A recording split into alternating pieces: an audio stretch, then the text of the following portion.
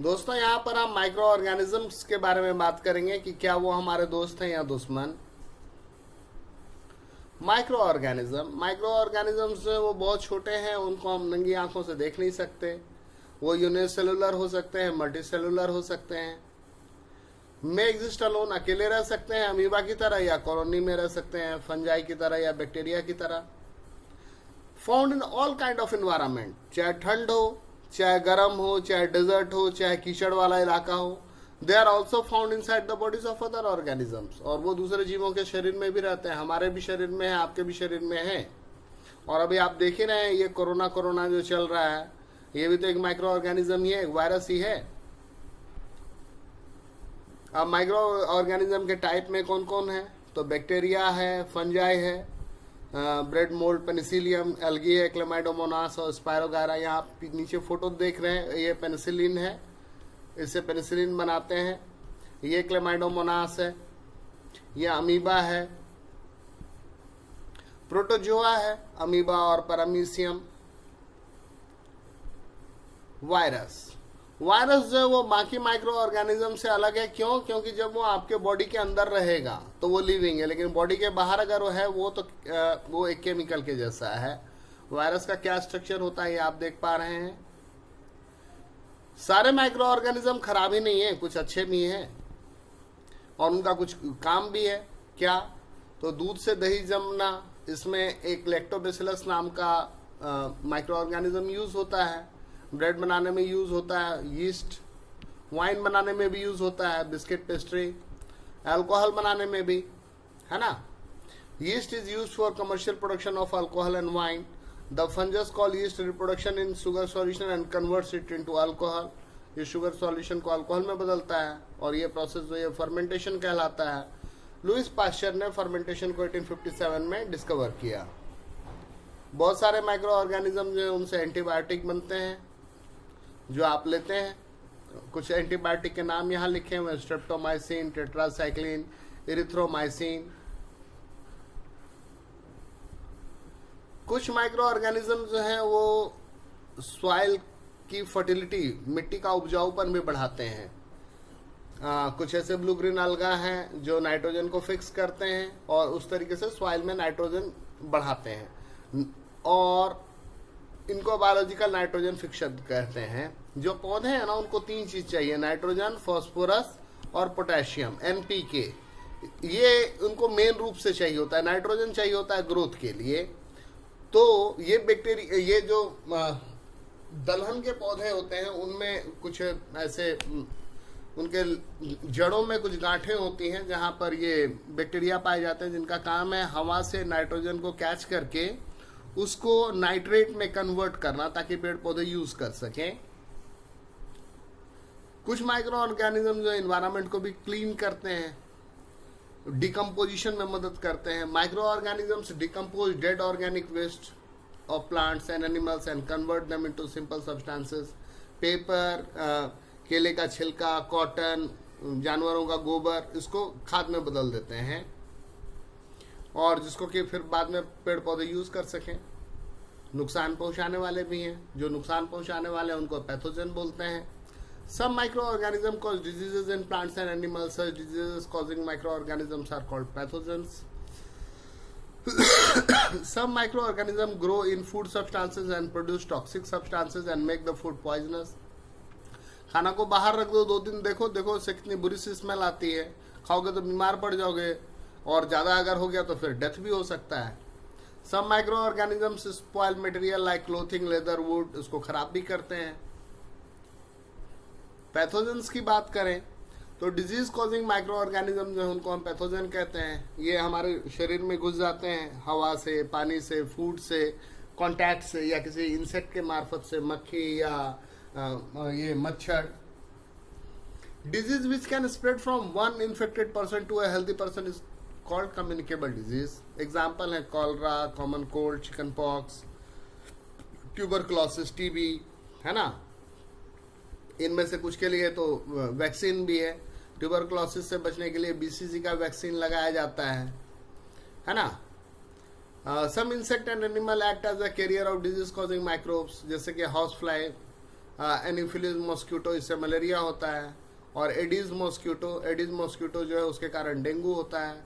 इसलिए घरों में बोलते हैं कि पानी वानी जमा मत रखो, कूलर वगैरह को नियम से साफ करो, है ना। आप देख रहे हो ये फीमेल एनोफिलिस मॉस्किटो है, एडिस मॉस्किटो है ना, और कैसे वो मल्टीप्लाई कर रहा है और फिर आपको दिक्कत डालेगा। कुछ माइक्रो ऑर्गेनिज्म ऐसे भी हों जो पौधों को खराब करते हैं। यहाँ आप देख रहे हो मक्के का ये गेहूं का पत्ता है, भिंडी है, और ये नींबू या संतरा जैसा मौसमी जैसा कुछ है उस पर ये किया। तो micro organism cause disease in plant like rice, wheat, potato, sugar cane, apple, orange, इस सब में the disease reduce crop yield, जिसकी वजह से उपज खराब हो जाती है। They can be controlled by using chemicals which kill the microbes, इसको केमिकल से रोका जा सकता है। अब देखो चिकन पॉक्स वायरस के कारण होता है, हवा या कांटेक्ट से। पोलियो भी वायरस के कारण होता है, पोलियोमेलाइटिस वायरस के कारण से। इसके लिए आपको टीका दिलवाते हैं बच्चों को। ये भी एयर या वाटर से हो सकता है। मीजल्स वायरस से होता है एयर के थ्रू। हेपेटाइटिस भी, इसका भी टीका है, वायरस से होता है और ये वाटर से स्प्रेड करता है। ट्यूबरकुलोसिस, टाइफॉइड, साल्मोनेला टाइफी के कारण होता है, बैक्टीरिया है, वाटर के थ्रू होता है। कॉलरा विब्रियो कॉलराई के कारण होता है। और मलेरिया प्रोटोजोआ के थ्रू होता है, जो कि एक मॉस्किटो से फैलता है।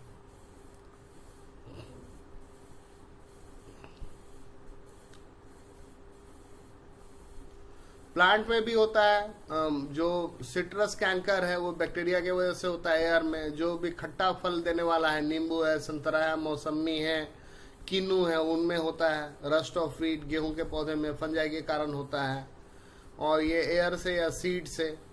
फिर येलो मोज़ेक ऑफ ओकरा, भिंडी, ये वायरस के कारण होता है, वाटर से फैलता है। Food poisoning could be due to consumption of food spoiled by micro organism. बोलते हैं कि फूड पॉइजनिंग हो गई, तो उसमें क्या होता है कि आपने कोई ऐसा खाना खा लिया जो इसे माइक्रो ऑर्गेनिज्म ने खराब कर दिया है। So it is important to preserve food, इसलिए खाने को प्रिजर्व करने की आवश्यकता होती है। अब फूड को कैसे प्रिजर्व करोगे, तो केमिकल है, जैसे pickles can be preserve using chemical like नमक और ऑयल से।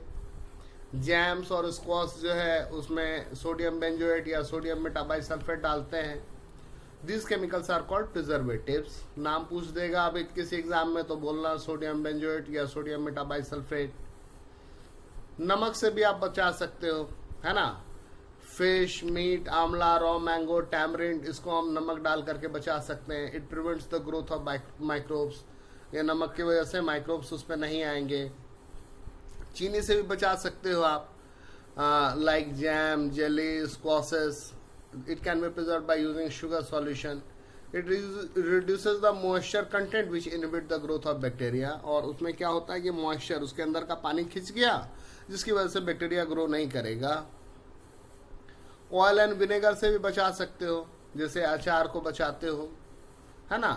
और बहुत सारे सब्जियां, फल, मीट, मछली, इसको हम बचा सकते हैं ऑयल एंड विनेगर से। हीट एंड कोल्ड ट्रीटमेंट दे करके भी, हीटिंग की वजह से माइक्रोब्स, ये देखो दूध को ऐसे रख दोगे तो फट जाएगा, खराब हो जाएगा, फिर उसको गर्म कर दोगे तो फिर रहेगा बचा हुआ। और अगर फ्रिज में रख दोगे तो उससे भी माइक्रोब का ग्रोथ नहीं होता, तो बच जाएगा। अच्छे तरीके से स्टोर करना चाहिए, पैकिंग करना चाहिए। आपको पता है कि फूड जो है वो बहुत इंपॉर्टेंट है। पास्चराइजेशन लुइस पास्चर ने ढूंढा था। दूध को गर्म कीजिए और फिर एकाएक से इसको ठंडा कीजिए, तो इससे माइक्रोब का ग्रोथ रुक जाता है। और ये प्रोसेस जो ये पास्चराइजेशन कहलाता है। 70 डिग्री सी तक गर्म करते हैं 15 से 30 सेकंड, फिर एकाएक से ठंडा करते हैं। और ये लुइस पास्चर ने ढूंढा था, इसी के नाम से पास्चराइजेशन है। हम लोग जो खरीदते हैं डेयरी से लेकर के आते हैं, वो पास्चराइज्ड मिल्क होता है, उस पर लिखा भी होता है।